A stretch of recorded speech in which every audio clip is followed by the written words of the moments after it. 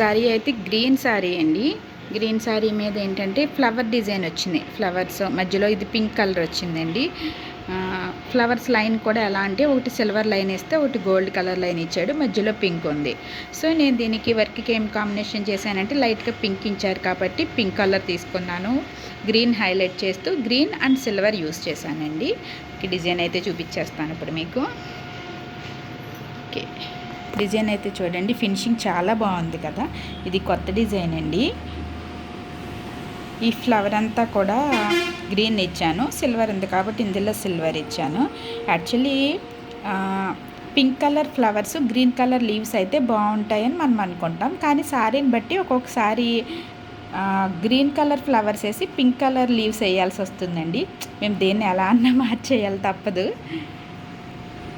Okay, silver అయితే అందులో silver కూడా వచ్చింది కాబట్టి ఎల్లో మీద గోల్డ్ అంత ఎక్కువ కనిపించదు, సిల్వర్ అయితే బాగా అట్రాక్టివ్గా కనిపిస్తుందని సిల్వర్ అయితే యూస్ చేశాను. దీనికి ఇంకా మధ్యలో ఇక్కడ ఎలా స్టోన్స్ అవి వేయాలండి లీవ్స్ మీద గట్ట, అప్పుడైతే ఇంకా బాగుంటుంది. ఈ డిజైన్లో పీకాక్స్ కూడా వచ్చి వీళ్ళు ఫంక్షన్కి కావాలి అన్నారు. సో కొంచెం ఈ డిజైన్ అయితే హైలైట్గా ఉంటుంది కదా అని ఈ డిజైన్ అయితే సెలెక్ట్ చేశానండి. కస్టమర్ని ఫస్ట్ వాళ్ళ బడ్జెట్ ఎంత అనేసి అడుగుతానండి, దాన్ని బట్టి డిజైన్స్ అయితే సజెస్ట్ చేస్తాను. ఫ్రంట్ నెక్ అయితే ఇలా వచ్చింది, క్రాస్ కట్టే కాబట్టి క్రాస్గానే వేసాము. అండ్ చేతులకి వచ్చేటప్పటికి ఇలా హ్యాండ్ మొత్తం అయితే ఇలా వచ్చిందండి. ఫస్ట్ స్లీవ్ అండ్ ఇది వచ్చేసి సెకండ్ స్లీవ్. కుదిరితే నేను మొత్తం అయ్యాక కూడా బ్లౌజ్ నా దగ్గరికి వచ్చేపు ఉంటామైతే అప్పుడు ఇంకొకసారి మీకు వీడియో చేసి లాస్ట్లో అది కూడా యాడ్ చేస్తాను మీకోసం.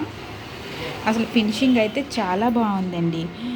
ఈ కుట్టు మీకు రెగ్యులర్గా వర్క్స్ చేయించుకునే వాళ్ళకైతే అర్థమవుతుంది, ఇది చాలా గట్టి కుట్టు అనమాట. కానీ ఇది కూడా ఫినిషింగ్ చాలా బాగా వచ్చింది.